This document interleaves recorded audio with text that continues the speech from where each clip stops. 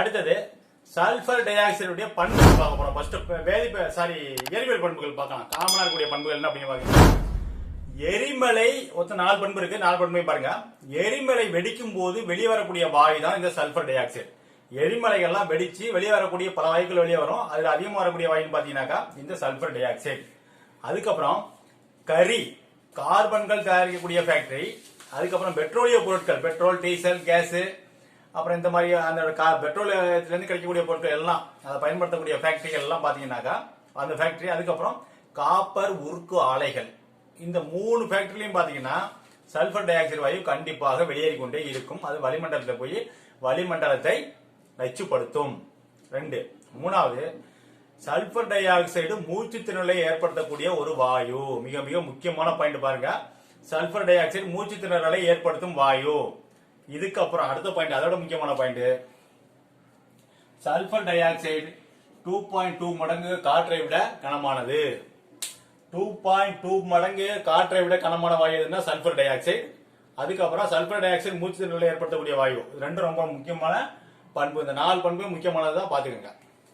அடுத்தது அதனுடைய வேதி பண்புகள். வேதி பண்புகள் பாத்தீங்கன்னா, ஃபர்ஸ்ட் கந்தக டை ஆக்சைடு ஒரு அமில ஆக்சைடு. கந்தக டை ஆக்சைடுங்கிறது வந்து ஒரு அமில ஆக்சைடு. அது வந்து என்ன பண்ணுதுன்னா நீரில் கரைந்து சல்பியூரஸ் அமிலத்தை குடிக்கிறது. சல்பியூரஸ் அமிலத்தை குடிக்கிறது. இப்ப பாருங்க, சல்பியூரஸ் அமிலம்னா H2SO3. H2SO போடுறது சல்பியூரிக் அமிலம். இந்த இதுல உள்ள ஒரு ஆக்சிஜனுக்கு பதிலா 3 ஆக்சிஜன், இந்த 4 ஆக்சிஜனுக்கு பதிலா 3 ஆக்சிஜன் சல்பியூரஸ் அமிலம். சல்பியூரஸ் அமிலம்னு பேர் இருக்கு. இப்ப பாத்தீங்கன்னா 2 HSO3 எல்லாமே சரியா இருக்கு. சோடியம் ஹைட்ராக்சைடு மற்றும் சோடியம் கார்பனேட் அதனோட வினை. சோடியம் ஹைட்ராக்சைடு வினையில பாத்தீங்கன்னா sulphur di oxide sodium hydroxide வினை புரிஞ்சு சோடியம் பைசல்பேட்டை குடிக்கிறது. NaHSO3. NaH அப்படியே இருக்கு, SO2 இருக்குது, சேர்ந்து SO3 ஆயிடுது. NaHSO3 குடிக்கிறதுக்கு பேர் சோடியம் பைசல்பேட். அதுக்கப்புறம் sulphur di oxide sodium carbonate Na2CO3 sodium carbonate அதோட வினைபுரியுது. கூடுதலான என்ன பண்ணுறாங்க, நீர் மூலக்கூறு சேர்ந்துக்குது. நீரோடு சேர்ந்து வினைபுரியும் போது அதே சோடியம் பை சல்பேட் கிடைக்குது. அதே சோடியம் பை சல்பேட்டும் கார்பன் டை ஆக்சைடு கிடைக்குது. இப்ப பாத்தீங்கன்னா 2 சோடியம் இருக்கு. அப்ப நம்ம இங்க 2 போடலாம். சல்பருக்கு நம்ம இங்கே 2 சல்பர் போட்டுறோம். அதுக்கப்புறம் ஆக்சிஜன் 2 ஹைட்ரஜன் 2 ஹைட்ரஜன் ஆச்சு. அடுத்து ஆக்சிஜன் மட்டும் தான் பெண்டிங். இங்க ஒரு 4 ஆக்சிஜன், இங்க ஒரு 3 ஆக்சிஜன், 7 ஆக்சிஜன், இங்க 8 ஆக்சிஜன் ஆச்சு. இப்ப 2 6 ஆக்சிஜன் 8 ஆக்சிஜன். கார்பன் பாத்தீங்கன்னா இங்க ஒரு கார்பன், இங்கேயும் ஒரு கார்பன். சோ இந்த ரியாக்ஷன் சமன் ஆயிடுச்சு. அதே இத இப்ப மறுபடியும் என்ன பண்றோம் அப்படின்னா 2 சோடியம் பை சல்பேட். இந்த 2 சோடியம் பை சல்பேட்டை மறுபடியும் என்ன பண்றோம் அப்படின்னாக்கா இது மறுபடியும் ஹீட் பண்ணும்போது நமக்கு என்ன கிடைக்குது அப்படின்னா சோடியம் சல்பேட் கிடைக்குது. Na2SO3 H2O plus sulphur di oxide. இந்த சோடியம் அந்த 2 சோடியம் பை கார்பனேட், இந்த 2 சோடியம் பை சல்பேட் இருக்கா இல்லையா, இந்த சோடியம் பை சல்பேட்டை மறுபடியும் நம்ம வினைப்படுத்தும் போது அதை மட்டுமே ஹீட் பண்ணும்போது என்ன கிடைக்குதுன்னா சோடியம் சல்பேட் கிடைக்குது. அதுக்கப்புறம் நீர் மூலக்கூறு சல்பர் டை ஆக்சைடு, ஆரம்பத்தில் இருக்கிற சல்பர் டை ஆக்சைடு மறுபடியும் ரிட்டர்ன் வந்துருது.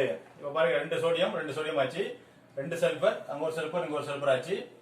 3 6 ஆக்சிஜன், இங்க ஒரு 3 ஆக்சிஜன், இங்க ஒரு 2 ஆக்சிஜன், இங்க ஒரு ஆக்சிஜன், 6 ஆக்சிஜன் ஆச்சு. சோ இந்த ரியாக்ஷன் சமன் ஆயிடுச்சு. அடுத்தது நம்ம பார்க்க போறது ஆக்சிஜனேற்றம். சல்பர் டை ஆக்சைடுடைய ஆக்சிஜனேற்றம். அதுல பாத்தீங்க அப்படின்னா H2S ஹைட்ரஜன் சல்பைடு, அதாவது என்ன பண்ணுதுன்னா மெக்னீசியம் ஆக்சைடாக ஒடுக்கமுடைய செய்யுது.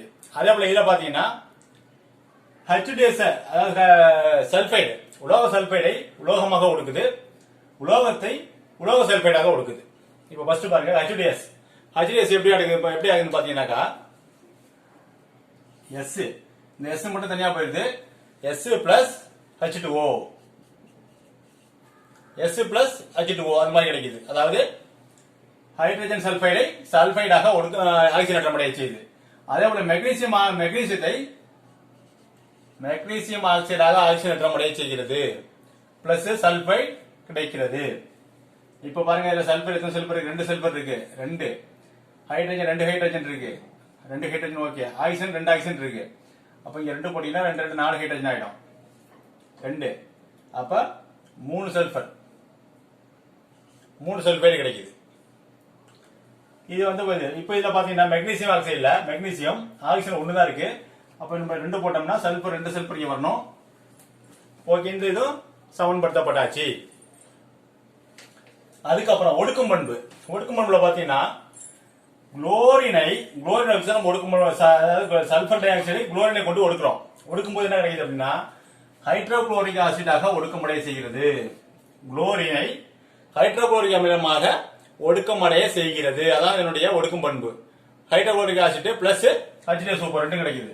2 வேதியமிக்க அமிலங்கள் கிடைக்கிறது. என்ன எப்படி பாத்தீங்க அப்படின்னா H2SO4 அப்படி கிடைக்குது. HCl இந்த HCl அப்படியே கிடைக்குது. இப்ப 2 குளோரின் நம்ம 2 போட்டோம் அப்படின்னா 2H ஆயிடும். அப்போ 2H இங்க 2H 4H. அப்ப இங்க நம்ம 2 போடலாம். 2 2 4 ஹைட்ரஜன் இங்க 4 ஹைட்ரஜன் ஆச்சு. அப்ப ஆக்சிஜன் பாருங்க இங்க 2 ஆக்சிஜன் இங்க 2 ஆக்சிஜன் 4 ஆக்சிஜன் 4 ஆக்சிஜன் ஆச்சு. சல்பர் இங்க ஒரு சல்பர் இங்கேயும் ஒரு சல்பர் சரியாயிடுச்சு.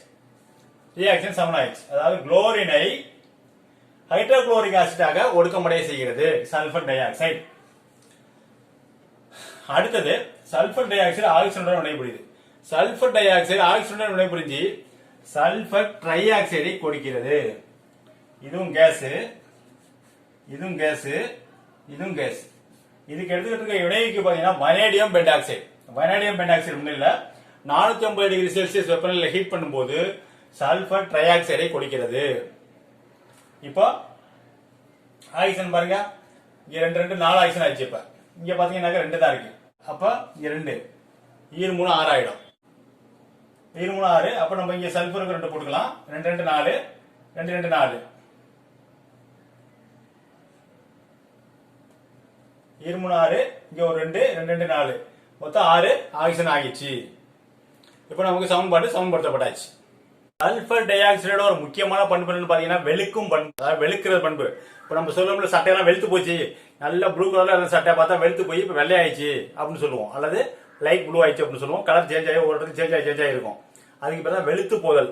இந்த வெளுத்து போறதுக்கு முக்கிய காரணமா இருக்கக்கூடியதுன்னு பாத்தீங்கன்னாக்கா இந்த சல்பர் டை ஆக்சைடு. இது எப்படி நடக்குது அப்படின்னா கம்பளி பட்டு ஸ்பாஞ்ச் இது போன்ற நிறம் அதிகமாவுடைய துணி அல்லது ஸ்பாஞ்ச் இது போன்றவற்றை எல்லாம் என்ன பண்ணுதுனாக்கா சல்பர் டை ஆக்சைடு ஒடுக்கமடைய செஞ்சு அதனுடைய நிறத்தை இழக்க செய்கிறது. இப்ப எப்படி நடக்குதுன்னா சல்பர் டை ஆக்சைடு H2O நீரை சேர்க்கிறோம். சல்பர் டை ஆக்சைடு நீரை சேர்க்கும் போது என்ன கிடைக்குதுன்னா H2SO4 கிடைக்குது. H2SO4 பிறகு நிலை ஹைட்ரஜன் கிடைக்கிறது. இப்போ சல்பர் டை ஆக்சைடு S ஒரு S இங்கேயும் ஒரு S H2 இங்க ஒரு H2 தான் இருக்கு. இங்க மொத்தம் 3 ஹைட்ரஜன் இருக்கு. அப்ப என்ன பண்ணலாம் அப்படின்னு பாத்தீங்க அப்படின்னாக்கா 3 ஹைட்ரஜன். அப்ப இங்க 2 போட்டோம்னா 2 4 ஹைட்ரஜன் ஆயிடும். இங்க 2 ஹைட்ரஜன் இங்க 2 ஹைட்ரஜன் போடலாம். அப்ப 4 ஆச்சு. அப்ப ஆக்சிஜன் பாருங்க இங்க 2 ஆக்சிஜன் இங்க 4 ஆக்சிஜன் சரியா போச்சு. இந்த ரியாக்ஷன் வந்து ரொம்ப நேரம் இருக்காது. இந்த கம்பளி பட்டு இதெல்லாம் வந்து ஸ்பாஞ்சுகள்லாம் நிறத்தை இழக்க செய்யும். இது என்ன ஆகுதுன்னா மறுபடியும் துணியை துவைக்கிறோம். துவைக்கும் போது நிறம் போயிடும், சாயம் போயிடும். மறுபடியும் துணியை மட்டும் வெயில காயப்படும் போது இந்த காற்றோட வினை புரியுது. இந்த ஹைட்ரஜன் இதெல்லாம் சேர்ந்து வினை புரிஞ்சு மறுபடியும் அதனுடைய நிறத்தை திரும்பி கொண்டு வருகிறது. அதாவது ஆக்சிஜனேட் அடைஞ்சு மறுபடியும் சல்பர் டை ஆக்சைடு வந்து வெளுக்கும் தன்மையை திரும்ப பெறுகிறது. இந்த சல்பர் டை ஆக்சைடு இந்த வெளுக்கும் பண்புங்கிறது வந்து தற்காலிக பண்பு. சல்பர் டை ஆக்சைடு வெளுக்கும் பண்புங்கிறது ரொம்ப முக்கியமான ஒரு விஷயம். அடுத்தது கடைசியாக சல்பர் டை ஆக்சைடுடைய அமைப்பு.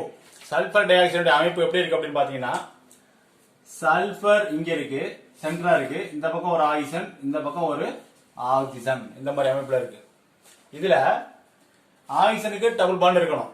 சோ 2 பாண்ட் ஃபில் ஆயிடுச்சு. இதுல 1 தான் இருக்கு. பேலன்ஸ் இருக்கக்கூடிய எலக்ட்ரான்கள் அப்படியே அதுல இருக்கு. இது வந்து மைனஸா செயல்படுது.